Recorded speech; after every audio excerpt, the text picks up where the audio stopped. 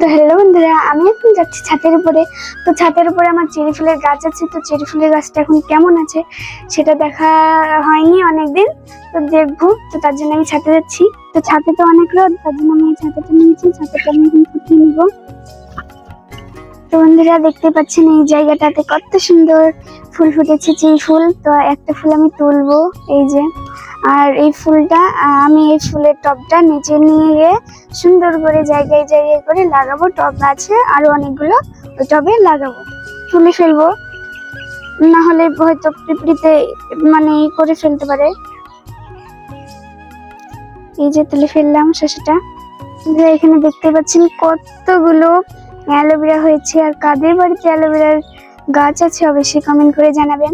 আর এখানে ড্রাগন ফলেরও গাছ দেখতে পাচ্ছেন। আপনাদেরকে ড্রাগন ফলের ফুল দেখিয়েছিলাম, তো ফলটা নষ্ট হয়ে গেছে। একটা দুঃখের বিষয়, কারণ ফুলটাতে পিঁপড়ে লেগেছিল, তো আমরা বুঝতে পারিনি, তার জন্য। তো বন্ধুরা ছাদে প্রচন্ড রোদ, তো থাকা যাচ্ছে না।